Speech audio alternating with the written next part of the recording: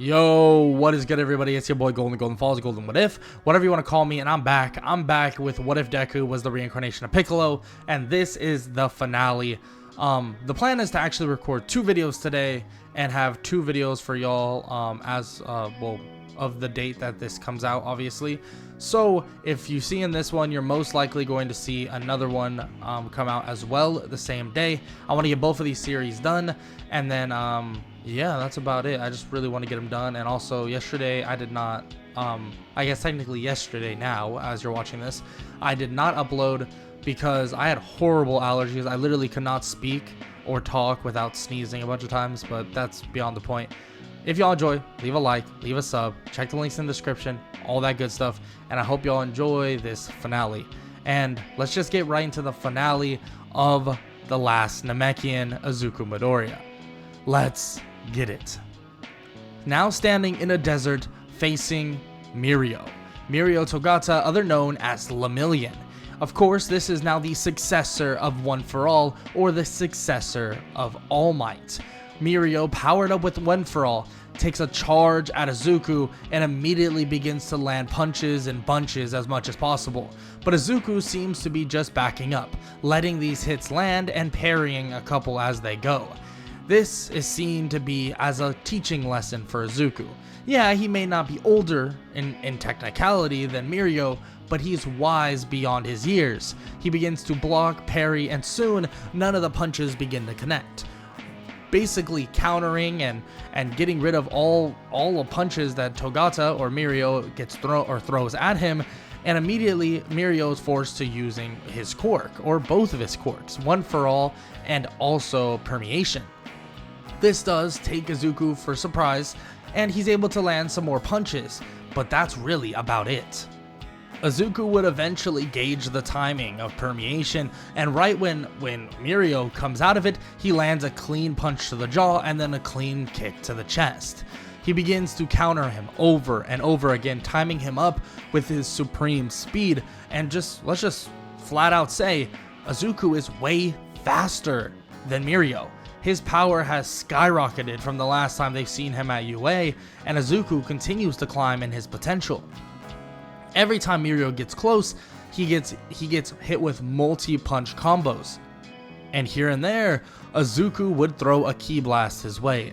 Eventually, the fight would be stopped by Izuku himself, telling Mirio that this fight doesn't need to go on any longer, that he'll handle or deal with this whole, overhaul Shie Hassaikai incident. Of course, Mirio says that he doesn't need to do it alone, and Izuku says he's not going to do it alone. As he stands there in front of Mirio, his multi-form technique begins to be revealed, seeing multiple of himself, or multiple versions of this Namekian. 8, in fact. Izuku says this cuts his power, but he's far stronger than most of the people that will be there, and if it comes down to it and he needs to power up, he'll need to power up and he'll get rid of some of the other clones. He begins to tell Mirio that there's no reason to allow anybody else to get hurt, but Mirio disagrees, saying that they're not going to get hurt, that they're there to help. So if he wants to have 8 versions of himself scattered along to help others, he can do that, because it frankly would be beneficial to heal others in a mass amount, in which Izuku thinks this is a good idea as well, and decides to meet up with the Night Eye Agency and whoever else is going on this mission. He would arrive and see various people from UA and teachers as well. Of course, they would ask him if he's ever coming back, but he would deny the fact that there was any reason for him to. And frankly, if they want to arrest him, they would have a really hard time doing so, and it won't matter at the end of the day. Yes, he's deemed as a vigilante, but there's a reason why they're asking him for help, because they know he's not a bad guy, and that they know that he's extremely strong. And as normal, they would read the rights to the Shie Hassaikai base, and the whole fight would begin right there. A giant human-like monster, or a seemingly big giant dude, would come barreling out of the Shie Hassaikai base. Izuku would fly up and stop him in a matter of seconds, slamming him to the ground, surprising everybody in the base and surprising everybody outside of the base. They would charge the Shie Hassaikai facility, and Izuku would blast through the walls that would begin cutting them off. Mirio, of course, would just permeate and fly through them as Izuku and him begin to charge toward this so-called overhaul.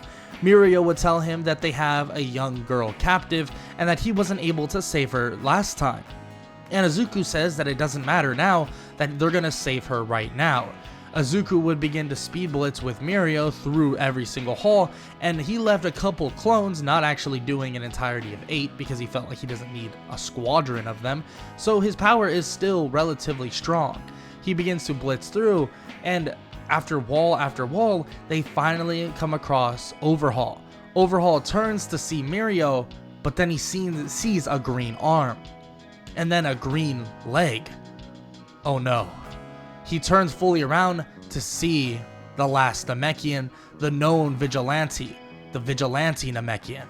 Of course, that's what he knows him as. No one really knows him as Izuku Midoriya, and Overhaul is on the bridge of being terrified, realizing that this is bad, this is not good at all, sending spikes toward them, but Izuku immediately is in front of Overhaul, telling him that this is where the line ends, and it ends now. Overhaul immediately tries to touch Izuku, but Izuku would dodge, grabbing him by the arm, throwing him through the wall, telling him that there is no power, there is no quirk that can help him dissemble or basically exceed this gap that's between them. Overhaul immediately starts calling in his cronies and begins to absorb them, gaining more and more strength, and Izuku allows him to do so. He tells Mirio not to worry, to get the little girl out of there, but Overhaul would scream to not touch Eri. Mirio would then leave with Eri in a matter of seconds, and Izuku would block every attack that was sent his way. Izuku would crack his knuckles, crack his neck, and throw off the weighted clothing, throwing it straight toward Overhaul as it slams into his chest, or his deformed chest at least at this moment. Izuku tells him that he said it once again. There's no way to close this gap. Overhaul doesn't believe it. Maybe he just doesn't want to believe it. He begins losing his mind, trying to kill Izuku, doing everything in his power, doing everything he can possibly think of. Izuku shakes his head and says, once again, there is no basically getting out of this, not without being in prison. Izuku would send a ki blast at his chest and it would do minor damage, and Overhaul would cynically laugh, thinking that maybe that was more or less the best he can do. But Izuku shakes his head, that was just a warm-up. He begins to send more and more blasts toward him, and they begin to hurt more and more.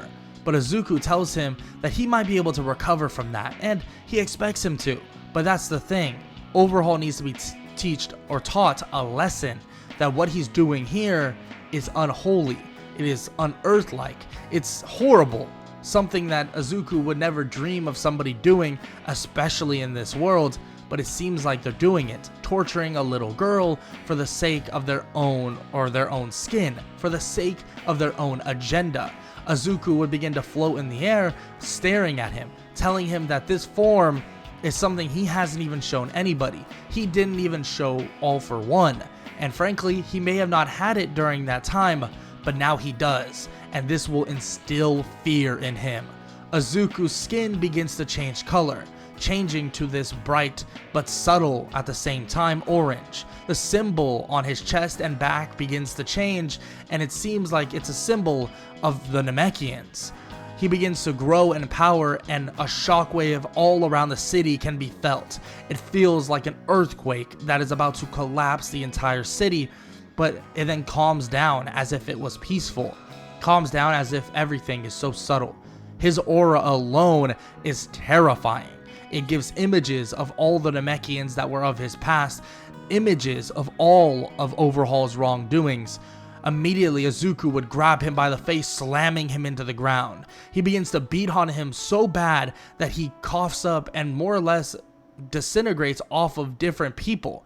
All the people that he absorbed or basically put within him are getting shelled out as if they are basically getting thrown up or getting expelled from him.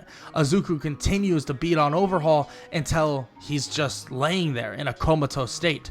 He grabs him by the chest and flies him out. He hovers above everybody, saying that Overhaul has now been finished, that this fight is over, telling the rest of the Shie Hassaikai that this fight is basically in the end game.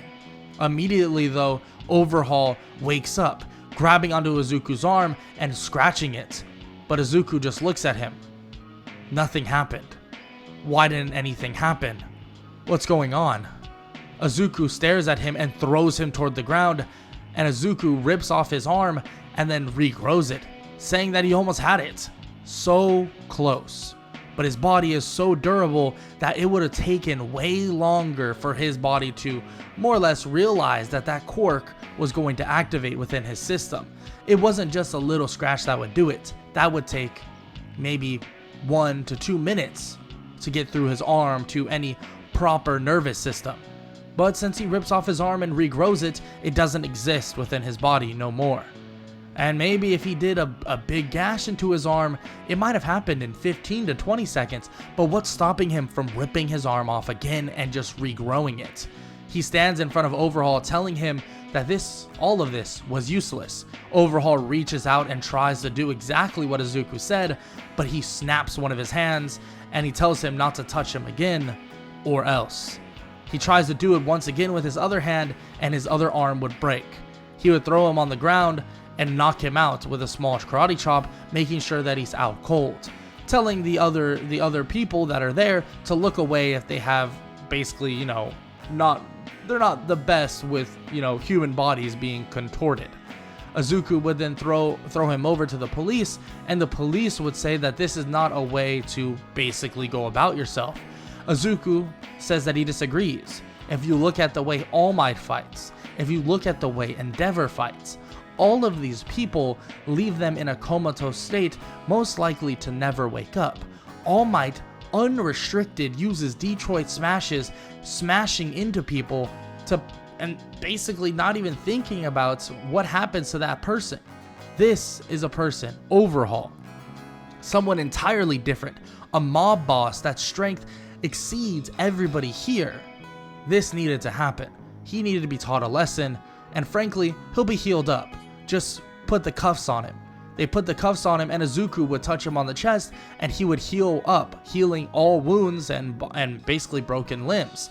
He would wake up in shock, seeing Izuku in his orange state, backing up and basically passing out once again. The police would take him away, and some other police officers would tell Izuku to put his hands behind his back. Izuku looks at them and shakes his head, and they all look at the other heroes as if they're going to do something. Aizawa walks up and says that, like it or not, there's people that are too powerful to be dealt with like this, especially him. He says straight up that he most likely exceeds Prime All Might, and it doesn't even look like he was trying. It looks like he entered that form at a state of maybe 1 to 10%. He doesn't even know. He can't even conceive how much stronger Izuku has gotten. Izuku slightly smiles and says that he's right. He's gotten that much stronger. So strong that he doesn't even know how strong he is. Izuku would then fly off and basically wouldn't be seen for a while. He would hunt down villain groups. He would hunt down high tier villains in the shadows. They would just go missing, end up in a high security prison in a matter of seconds. They'd be gone, and it would be like a snap of the fingers. Izuku would make sure that everything is safe, everyone is safe. He would watch everyone from UA grow up, become heroes, as if he was this guardian of Earth. Guardian of Japan? No, he needed to be something like the Guardian of Earth. He needed to be something that could watch over everyone. He would then live in the deserts, in a desert that he once knew, and he would begin building something that was infused of Ki itself, but also infused of his own power in general. Izuku would build a giant tower, one that would basically look over everything possible. He would sit up there with various things built in that distance, recruits many others that were just like him, people that were reincarnates, people that he eventually found throughout his life. He began to watch over Earth just like a guardian once did in his past life, just like someone that he knew as a Namekian named Kami, someone that is technically within his power.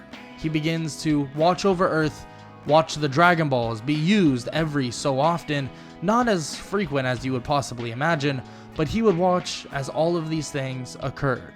He would help out from here to there, sometimes in the US, sometimes in Japan, sometimes in Europe, anywhere you can possibly think of, he would be if they truly need it.